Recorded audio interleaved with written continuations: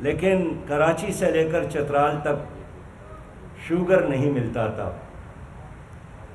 اور جب وہ بحران ذرا تم گیا تو پھر آٹے کا بحران شروع ہو گیا۔ اور باوجود اس کے کہ دنیا میں گندم پیدا کرنے والا پاکستان 5واں بڑا ملک ہے، لیکن بیسیار گندم کے باوجود اور گودام بھرے پڑے تھے، لیکن آٹا نہیں مل رہا تھا، اور فی کلو آٹے کی قیمت میں 25 روپیہ سے لے کر 30 روپیہ تک اضافہ۔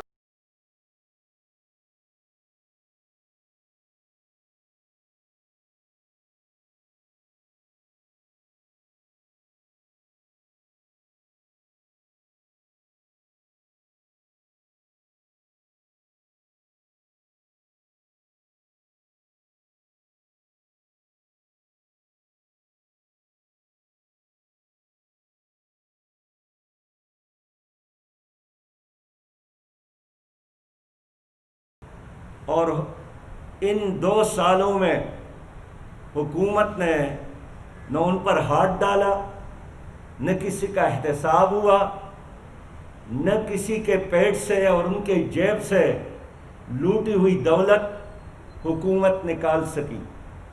معزز صحافی حضرات، آپ جانتے ہیں کہ پاکستان کا سب سے بڑا شہر اور سب سے زیادہ ریونیو دینے والا شہر کراچی ہے، جو ایک چھوٹا سا خوبصورت پاکستان کا نقشہ پیش کر رہا ہے، لیکن اس حکومت میں بھی کراچی شدید مشکل سے دوچار رہا۔ اور یہ عجیب ستم ظریفی ہے کہ اس وقت بھی صدر پاکستان کراچی سے ہے، مسلم لیگ کی حکومت میں بھی صدر پاکستان کراچی سے تھا، اور پیپل پارٹی کی حکومت میں بھی صدر پاکستان کراچی سے تھا، لیکن کیا جناب علوی صاحب ہو اور کیا جناب زرداری صاحب ہو اور کیا جناب ممنون حسین صاحب ہو، ان کے ٹینیور بھی مکمل ہو گئے، لیکن اس شہر کا کوئی مسئلہ حل نہیں ہوا۔ ہم دیکھتے ہیں کہ آج بھی وفاقی کابینہ میں کراچی شہر سے کئی وفاقی منسٹر موجود ہیں، تو ان کے ذاتی مسائل تو حل ہوئے ہوں گے، لیکن کراچی شہریوں کا مسئلہ حل نہیں ہوا، اور آج بھی یہ شہر رو رہا ہے۔ لوڈ شیڈنگ کا مسئلہ ہے، پور بلنگ کا مسئلہ ہے، اور اس پر نپرا بار بار ہدایات دیتی رہی، لیکن یہ ادارے جو کہ الیکٹرک کی صورت میں موجود ہے ٹس سے مس نہیں ہوئی۔ اور آج عدالت عالیہ نے یہ مشورہ دیا ہے کہ کیوں نہ کہ الیکٹرک کے لائسنس کو منسوخ کیا جائے۔ میں سمجھتا ہوں کہ الیکٹرک کا لائسنس منسوخ کرنا یہ وقت کا تقاضا ہے، اور اس ادارے کو قومی تحویل میں لیا جائے، اس لیے کہ اس نے کراچی شہر کے لوگوں کو مایوس کیا ہے، اور کیا کوئی اور کام کسی کا نہیں ہے کہ روز لوگ نکلتے ہیں اور لوڈ شیڈنگ کے خلاف احتجاج کرنا، اور راتوں کو لوگوں کا رونے اور دھونے کے علاوہ کوئی کام نہیں ہے۔ میں نے خود اپنے آنکھوں سے دیکھا کہ کراچی شہر میں آج کل بارشوں کا موسم ہے، لیکن ابھی اتنا زیادہ بارش بھی نہیں ہے کہ پورا انفراسٹرکچر تباہ ہوا ہے اور شہر پانی میں ڈوب جاتا ہے اور پھر کوئی نہیں ہوتا، اور جو متعلقہ ادارے ہیں وہ ڈرینیج سسٹم کو بھی ٹھیک نہیں کر سکے، اور پانی کو باہر نکالنے کا کوئی انتظام نہیں ہے۔ اس لیے میں خود حیران ہوں، پریشان ہوں کہ شہر کا مستقبل کیا ہوگا اس موجودہ قیادت کے ہوتے ہوئے۔ میں نے وفاقی بجٹ کو بھی دیکھا، صوبائی بجٹ کو بھی دیکھا، دونوں حکومتوں نے وفاقی بجٹ میں اور صوبائی حکومت نے صوبائی بجٹ میں اس شہر کے لیے برائے انعام پیسہ رکھا ہے۔ آپ اندازہ کریں 650 ارب روپے کے ترقیاتی بجٹ میں سے صرف 18 ارب روپے اس شہر کے لیے رکھے گئے۔ اس طرح 350 ارب سے زیادہ صوبائی ترقیاتی بجٹ میں 3.7% سے بھی کم پیسہ اس شہر کے لیے رکھا گیا، تو پھر کیسا یہ شہر ترقی کرے گا؟ میں سمجھتا ہوں کہ کراچی شہر کے ساتھ کل بھی زیادتی ہو رہی تھی، کراچی شہر کے ساتھ آج بھی زیادتی ہو رہی ہے۔ کراچی میں ایک بہت بڑا منصوبہ، وہ فولاد سازی کا سب سے بڑا کارخانہ اسٹیل مل ہے، لیکن کل بھی یہ ادارہ اسٹیل مل، ان کے لوگ بے روزگار کیے جا رہے تھے، اور آج کی حکومت نے بھی اعلان کیا ہے کہ ہم اس ادارے کے 9,000 ملازمین کو برطرف کر رہے ہیں، فارغ کر رہے ہیں۔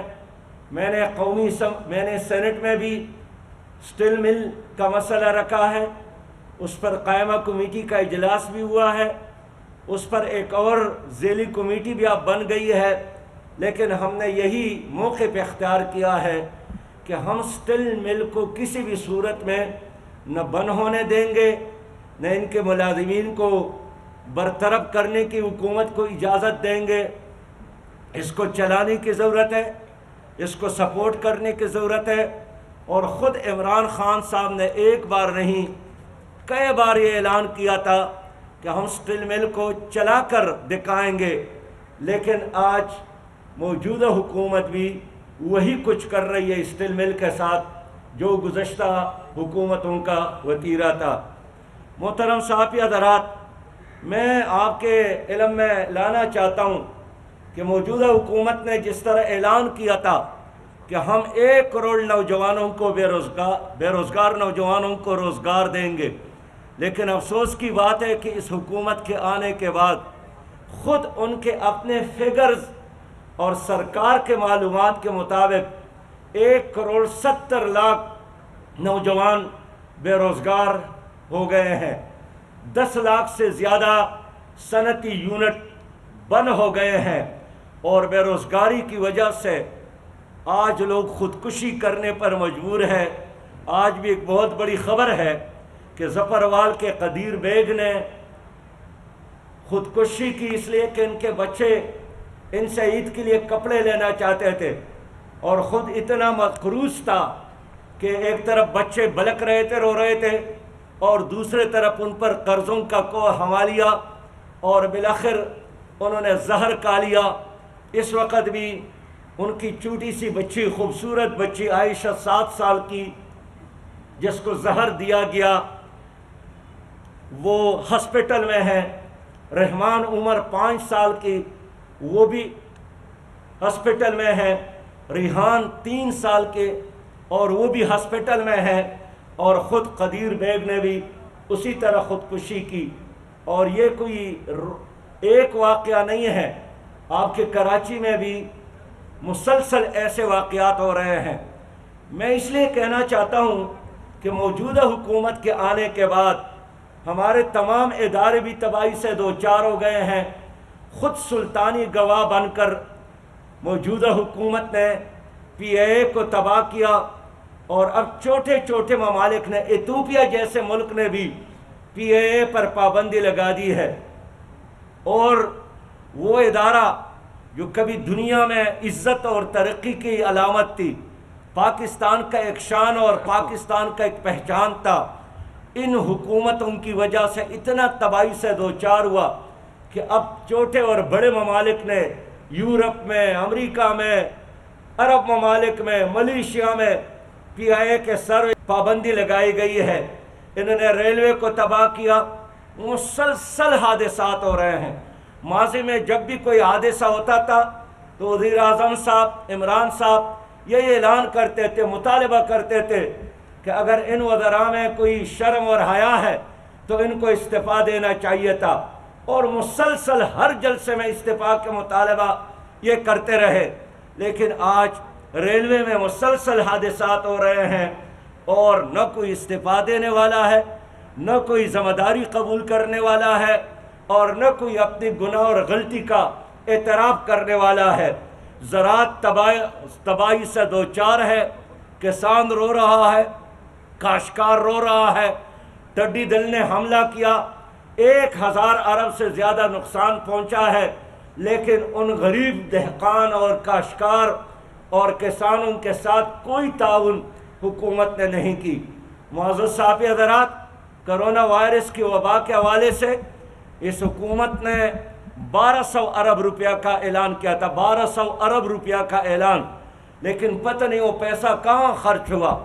آپ دیکھتے ہیں کہ کرونا کے اس وبا کی وجہ سے ہمارے تمام تعلیمی ادارے بند ہو گئے ہیں۔ خاص کر میں ان پرائیویٹ تعلیمی اداروں کی بات کرتا ہوں جو گزشتہ 4 مہینوں سے بند ہیں، اور 15 لاکھ وہاں کے اساتذہ کرام بے روزگار ہو گئے ہیں۔ ان میں 2.5 لاکھ خواتین ٹیچر ہے۔ اس طرح مدارس بند ہو گئے ہیں، اس میں بھی 2.5 لاکھ سے زیادہ مدرسین 4 مہینوں سے بے روزگار ہے، لیکن حکومت نے 1200 ارب روپے کا اعلان تو کیا، ان بے روزگار اساتذہ کے ساتھ کوئی تعاون نہیں کی گئی۔ پھر اس میں جو چھوٹے اور غریب اسکول ہے جو قوت لا یموت پر چلتے ہیں، کرائے کے بلڈنگ میں تعلیمی نظام کو چلاتے ہیں، حکومت نے ان کے ساتھ بھی کوئی تعاون نہیں کیا، اور یہی وجہ ہے کہ لاکھوں تعلیم یافتہ لوگ جو پڑھا رہے تھے، جو تعلیمی نظام میں قوم کو لیڈ کر رہے تھے، وہ خود نان شبینہ کے محتاج ہو گئے، خود بے روزگار ہو گئے، اور حکومت کے ساتھ اس کا کوئی احساس نہیں ہے۔ معزز صاحب حضرات، اس حکومت نے آنے کے بعد اعلان کیا تھا کہ ہم احتساب کریں گے، لیکن یہ جو 2 سال اس حکومت کی گزرے ہیں، انہوں نے نیب کے ذریعے جو احتساب کیا ہے وہ احتساب کے نام پر بدترین مذاق تھا۔ انہوں نے کسی مافیا پر ہاتھ نہیں ڈالا، نہ کوئی قومی دولت کی ریکوری کی، اور خود اب عام آدمی کا یہی مطالبہ ہے کہ نیب کا احتساب ہونا چاہیے۔ اور آج میں کہنا چاہتا ہوں کہ اگر کوئی سینسیبل ان کا ذمہ دار ہوتا، چیئرمین ہوتا، تو سپریم کورٹ کی ریمارکس کے بعد وہ استعفیٰ دیتا، اس لیے کہ سپریم کورٹ نے جس طرح ناگواری کا اظہار کیا ہے، عدم اعتماد کا اظہار کیا ہے، اور نیب کے حوالے سے جن احساسات کا اظہار کیا ہے، انہوں نے قوم کی جذبات کی ترجمانی کی ہے، اور میں یہی چاہتا ہوں کہ سپریم کورٹ قوم کی ترجمانی کرے، قانون کی حکمرانی قائم کرنے کے لیے اپنے حصے کا بوجھ اٹھا لے، لیکن نیب نے آنکھیں بند کی ہے، اور یہی ان کا وتیرہ ہے کہ میں نہیں سنتا ہوں، میں نہ دیکھتا ہوں، اور اس طرح ایک نیب اس وقت موجود ہے جو خود احتساب کے قابل ہے۔ معزز صاحب حضرات، میں سمجھتا ہوں کہ ان تمام حالات میں جہاں ایک طرف موت سستی ہو گئی ہے اور زندگی گزارنے کی ہر چیز مہنگے ہو گئی ہے، اور مہنگائی اور بے روزگاری کی وجہ سے عام انسان کا جینا پاکستان میں مشکل بنایا گیا ہے، ہم سمجھتے ہیں کہ اپوزیشن کی بھی بہت بڑی ذمہ داری تھی، لیکن ان 2 سالوں میں ہونا تو چاہیے تھا کہ اپوزیشن بھی اپنی ذمہ داری ادا کرتی، لیکن اپوزیشن میں جو قومی اسمبلی اور سینٹ میں موجود بڑی جماعتیں ہیں، ان کے بھی اپنے ایجنڈے اور اپنے اپنے پارٹی مسائل کی وجہ سے وہ قوم کی وہ ترجمانی نہیں کر سکے جو کرنی چاہیے تھے۔ لیکن حالات کا تقاضا ہے کہ اگر آج بھی اپوزیشن کو اس ملک میں ایک اچھی جمہوریت مطلوب ہے، اور اچھی جمہوریت کے بغیر پاکستان ترقی بھی نہیں کر سکتا، تو سب سے اہم کام اس ملک میں قانون کی حکمرانی ہے، اور اس پہ بات کرنی چاہیے، اور قانون کی حکمرانی کے لیے بھی ضروری ہے کہ ہم شفاف الیکشن پہ بات کریں۔ بعض لوگ چاہتے ہیں کہ کل اگر الیکشن ہو جائے اچھا ہوگا، میں کہنا چاہتا ہوں کہ الیکشن سے پہلے الیکشن کی شفافیت کو یقینی بنانے کی ضرورت ہے، اس لیے کہ ہر الیکشن کے بعد کچھ لوگ جشن مناتے ہیں اور اکثریت ایسے ہوتی ہے جو روتے ہیں اور دانلی کی شکایت کرتے ہیں۔ تو اب ہمارے ساتھ وقت ہے کہ ہم سب مل کر ایک شفاف الیکشن کا ہونا یقینی بنا دے۔ قوم کیا چاہتی ہے؟ قوم یہی چاہتی ہے کہ ہماری عدالتیں غیر جانبدار ہو اور لوگوں کی امیدوں کا مرکز بنے، لیکن ہر حکومت نے ہمیشہ عدالتوں کو اپنے مفاد کے لیے استعمال کرنے کی کوشش کی ہے، لیکن یہ قوم کے مفاد میں ہے اور قوم کا ہر فرد یہی چاہتے ہیں کہ غیر جانبدار عدالتی نظام ہو، اس طرح ایک غیر جانبدار الیکشن کمیشن ہو تاکہ جمہوریت پر لوگوں کا یقین مضبوط ہو جائے۔ اس طرح قوم یہ بھی چاہتی ہے کہ غیر جانبدار اسٹیبلشمنٹ ہو، اور نہیں چاہیے کہ اسٹیبلشمنٹ کے بارے میں یہ تاثر ہو کہ کسی پارٹی کو سپورٹ کرتی ہے، کسی کا ساتھ دیتی ہے اور حکومت میں لوگوں کو لانے کا سبب بنے۔ اس جانبدار اور ہر لحاظ سے ایک سالس عدالتی نظام، غیر جانبدار الیکشن کا نظام الیکشن کمیشن اور غیر جانبدار اسٹیبلشمنٹ، یہ اس وقت ایک خوشحال اور ترقی یافتہ پاکستان کے لیے ہم ضروری سمجھتے ہیں۔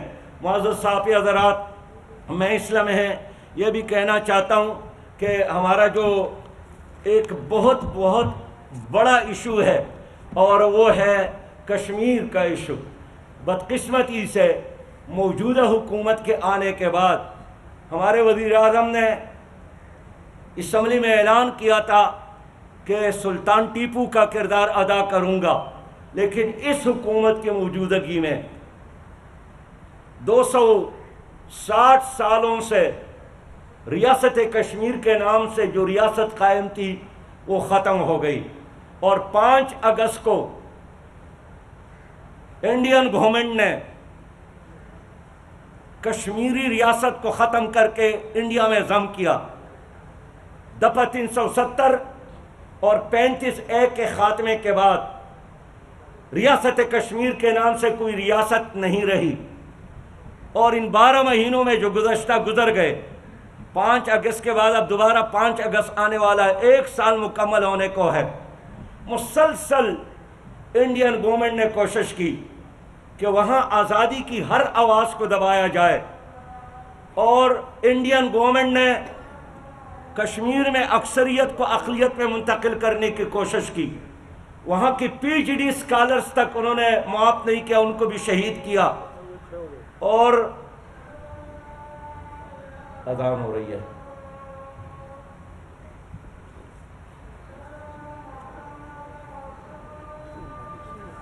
کوئی بات ہو رہی؟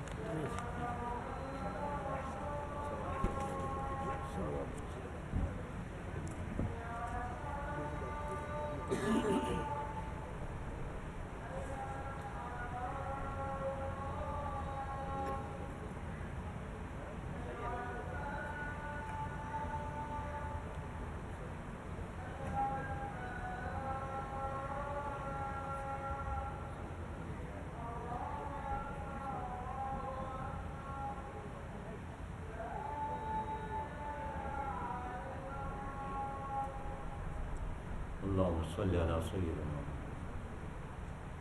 معزز صحافی حضرات، میں یہی عرض کر رہا تھا کہ گزشتہ 12 مہینوں میں انڈین گورنمنٹ نے شعوری طور پر وہاں کے مسلم آبادی کو اقلیت میں تبدیل کرنے کی کوشش کی۔ 9 لاکھ سے زیادہ فوج وہاں اس وقت مسلط ہے۔ آسیہ اندرابی ہماری بہن،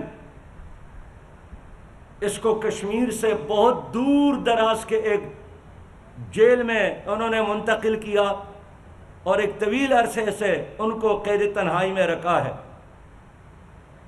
18,000 سے زیادہ نوجوان جیلوں میں ہیں، ساری سیاسی قیادت جیلوں میں ہے۔ جماعت اسلامی مقبوضہ کشمیر کے 4,000 ورکرز اپنے امیر سمیت جیل میں ہیں۔ حریت کے تمام رہنما اس وقت جیل میں ہے، لیکن ہماری حکومت کچھ نہیں کر سکی. بین الاقوامی محاذ پر بھی مسلسل پسپائی اختیار کی ہے، اور اس عرصے میں انڈین گورنمنٹ کے ان ممالک سے بھی تعلقات پاکستان سے بہتر ہو گئے جنہوں نے ہمیشہ کشمیر ایشو پر پاکستان کا ساتھ دیا ہے. جو ہمارے اسلامی بھائی ہیں، جو ہمارے اسلامی ممالک ہمارے ساتھ OIC میں شامل ممالک ہیں، لیکن آج وہ اسلامی ممالک نے بھی مودی کو اعلیٰ ترین اعزازات سے نوازا ہے. حکومت نے اب تک کوئی پلان پیش نہیں کیا. جناب عمران خان صاحب نے گزشتہ سال ایک تقریر کی اور پھر آ کر فرمایا کہ ہر جمعے کو ہم احتجاج کریں گے، لیکن پھر وہ بھی بھول گئے، اور اب دوبارہ کہتے ہیں کہ میں 5 اگست کو ایک اور تقریر کروں گا. بابا، کشمیر صرف تقریر سے آزاد نہیں ہوگا، اس کے لیے عملی جدوجہد کی ضرورت ہے. اس کے لیے ایک نیشنل ایکشن پلان بنانے کے اور قوم کو دینے کی ضرورت ہے. حکومت کو بین الاقوامی عدالت انصاف میں جانا چاہیے تھا، اور جس طرح بڑے پیمانے پر مقبوضہ کشمیر میں انسانی حقوق کی وائلیشن ہو رہی ہے، اس کے خلاف ہماری حکومت کو بین الاقوامی جنگ آنا چاہیے تھا. ہندوستان جنگی مجرم ہے، لیکن حکومت کچھ نہیں کر سکی. اس لیے جماعت اسلامی نے فیصلہ کیا ہے کہ 4 اگست کو کشمیر کے آزادی کی جدوجہد کو یقینی بنانے کے لیے ہم اسلام آباد میں آزاد کشمیر، مقبوضہ کشمیر اور پاکستان کی قیادت پر مشتمل ایک قومی مشاورت کا اجلاس بلا رہے ہیں، اور 5 اگست کو انشاءاللہ تعالی پاکستان میں اور آزاد کشمیر اور گلگت بلتستان میں یوم سیاہ کے طور پر ہم منا رہے ہیں. اور ہم یہی اعلان کریں گے انشاءاللہ تعالی 5 اگست کو ہم ایک لائحہ عمل بھی دیں گے، آئندہ کے لیے اپنے اسٹریٹجی کا اعلان کریں گے، اور ہم 1 انچ بھی اپنے موقف سے پیچھے ہٹنے والے نہیں ہیں. لیکن ہم چاہتے ہیں کہ حکومت لیڈ کرے، اپنی ذمہ داری پوری کرے.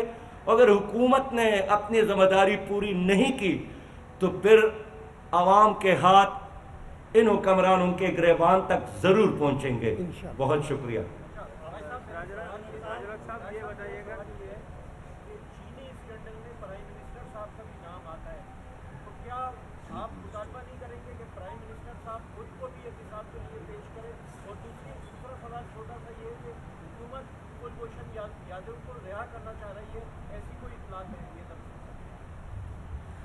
دیکھیے، حکومت کبھی بھی کلبھوشن کو رہا نہیں کر سکتی، اور جس نے اس کو رہا کیا، جس حکمران نے، اسی جیل میں ان کو رہنا پڑے گا.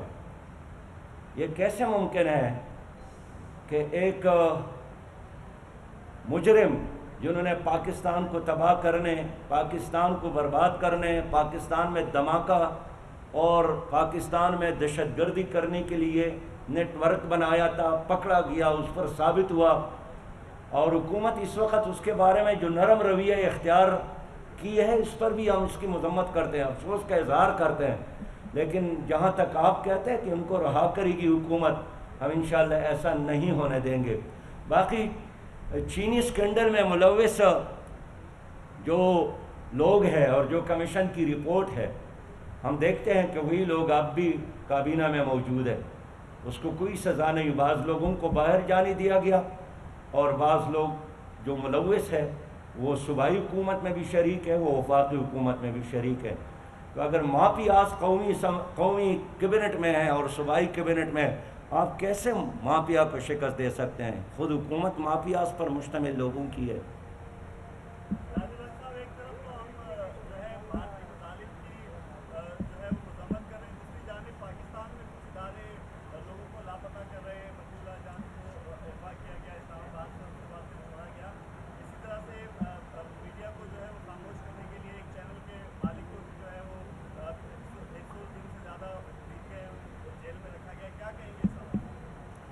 دیکھیے، حکومت نے میڈیا کے حوالے سے جو پالیسی اختیار کی ہے، جماعت اسلامی نے ہمیشہ اس کی مذمت کی ہے.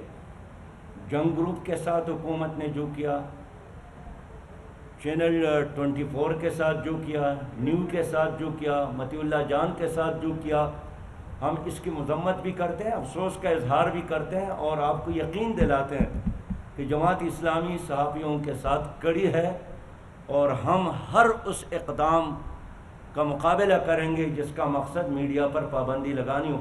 لیکن آپ جانتے ہیں اس حکومت کی جو سوچ ہے آمرانہ ہے، اور یہ اندر سے کھوکھلی حکومت ہے، کمزور حکومت ہے، اس لیے تنقید کو برداشت نہیں کر سکتی، اور آپ دیکھتے ہیں کہ جو بھی تنقید کرتے ہیں ان کا جواب دے نہیں سکتے تو یا ان کے لوگ گالیاں دیتے ہیں اور یا ان لوگوں کو رات کے اندھیروں میں اٹھاتے ہیں۔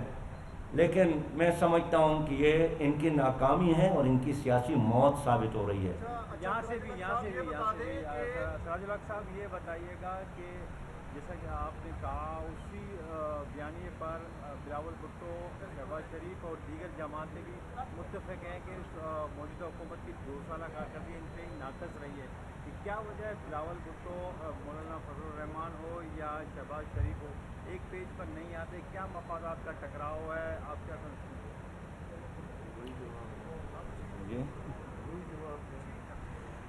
میں عرض کرتا ہوں کہ آپ ان کے بارے میں ان سے پوچھیں کہ آپ ایک پیج پہ کیوں نہیں ہیں، اور 2 سالوں میں آپ کی مشترکہ اسٹریٹجی کیوں اختیار نہیں کر سکے۔ ہمارا تو شروع ہی سے کلیئر موقف ہے اور اس پر آج بھی قائم ہے، کل بھی، لیکن یہی پارٹیاں ہیں۔ اب سینٹ کا الیکشن ہوا تو انہوں نے سرکار کے ساتھ مل کر سینٹ الیکشن میں حصہ لیا، اور ہم خود حیران تھے کہ راتوں رات آخر کون سی ایسی بات آئیں کہ پیپل پارٹی اور پی ٹی آئی نے ایک ہی پینل بنایا۔ تو اپنا پوزیشن کلیئر کرنا یہ خود ان پارٹیوں کی ذمہ داری ہے۔ اچھا، یہ پوزیشن کلیئر کرنے کی بات ہو رہی ہے تو آپ بھی بتائیں کہ جماعت اسلامی کی کیا پوزیشن ہے؟ یہ وہ جماعت ہے جو ماضی میں سیاسی اتحادوں کو لیڈ کرتی تھی، جدوجہد کی، آج اکیلی کھڑی ہے، نہ اپوزیشن میں ہے نہ حکومت میں ہے، مطلب یہ کیا ہے؟ یہ اکیلے پن کا شکار جماعت اسلامی کیوں ہے؟ آپ صحافی ہیں؟ جی سر۔ کس چینل سے ہیں؟ اچھا اچھا، میں سمجھتا ہوں کہ شاید مہمان نہ ہو، اس لیے میں عرض کرتا ہوں میرے سوال ایسے ہوتے ہیں کہ جماعت اسلامی نے ہمیشہ ہر اس کام کی مذمت کی ہے جو عوام کے مفادات کے خلاف، اور اگر آپ اس کراچی کا حساب کتاب کر لیں کہ گزشتہ 2 سالوں میں جو جماعت سب سے زیادہ عوامی کے حقوق کے لیے لڑتی رہی، چوکوں اور چوراہوں پہ چیختے رہی، مظاہرے کرتے رہی، جلوس نکالتے رہی، وہ جماعت اسلامی ہے۔ وہ شہریوں کے پانی کا مسئلہ ہو، وہ کے الیکٹرک کا مسئلہ ہو، وہ شناختی کارڈ کا مسئلہ ہو، وہ ٹریفک کا مسئلہ ہو، کون سا ایسا مسئلہ ہے آپ کے شہر کا جو جماعت اسلامی کے علاوہ اور کسی اور نے اٹھایا ہو؟ اور آج بھی ایک مہم چلا رہی ہے کہ الیکٹرک کے حوالے سے عوام کے حقوق کے لیے، اور اس طرح ملک بھر میں۔ لیکن اگر آپ اس کے باوجود بھی سمجھتے ہیں کہ آپ کیا کر رہے ہیں، تو میں یہی کہنا چاہتا ہوں کہ ٹینک، توپ، بندوق اور تلوار اور ڈنڈے کا استعمال کرنا سیاسی جماعت کا کام نہیں ہے۔ ہم یہی کر سکتے ہیں جو کر رہے ہیں۔ آپ نے فرمایا کہ نیب کو ختم ہو جانا چاہیے، اس سے پہلے باقی جو اپوزیشن کے لیڈر ہیں وہ بھی ایک سال بعد ان کے حوالے سے ورڈنگ دی ہے، تو اگر نیب ختم ہو جائے گا تو احتساب ہو رہا ہے وہ کیسے ہوگا؟ اور دوسرا آپ نے فرمایا کہ اپوزیشن نے اپنا کردار ادا نہیں کیا، تو اپوزیشن تو جیلوں میں رہی ہے، وہ کیسے کردار ادا کر سکتے؟ میں عرض یہ کرنا چاہتا ہوں کہ ہم احتساب چاہتے ہیں سب کا، جو حکومت میں شامل ہیں ان کا احتساب بھی ہونا چاہیے، اور جو اپوزیشن میں ہیں اور جن کے بارے میں عدالتوں کے فیصلے موجود ہیں ان کا بھی احتساب ہونا چاہیے۔ احتساب سے کوئی بھی بالا تر نہ ہو۔ میں نیب کا تشکیلی نو چاہتا ہوں، اور نیب کے حوالے سے کہتا ہوں کہ ان کو سیاسی مقاصد کے لیے استعمال نہیں کرنا چاہیے، اور مجھے نہیں معلوم کہ سپریم کورٹ کی اس ریمارکس کے بعد نیب اپنی پوزیشن کو کس طرح سنبھالیں گے کہ وہ ایک غیر جانبدار اور حقیقی احتساب کے لیے ایک ادارہ ہے۔ یہ اب نیب کا امتحان ہے۔ कराची से मुतल्लिक एक आखिरी सवाल ले लीजिएगा बस। अस्करी साहब एक आखिरी सवाल जवाब सेनेटर साहब आप कराची में आए हैं, क्योंकि कराची 2008 से 2013 तक यहाँ पर खुश तो खुशार के बाजार बहुत ही गर्म था। एक अभी पिछले दिनों एक GIT का भी सिलसिला शुरू हुआ। GIT में उन लोगों के नाम से जो इस वक्त वफाकी हुकूमत में भी हैं, सानिया बल्दिया टाउन हो या उज़ैर बलोच की GIT, आप क्या समझते हैं इनके पीछे जो मुरादात थे या सियासी जमातों की खुश बनाई थी, उनके खिलाफ क्या होना चाहिए, खबर करना क्या हुआ? मैं अर्ज़ करना चाहता हूँ, मैं आपका एहतराम करता हूँ, बहुत अच्छा सवाल किया।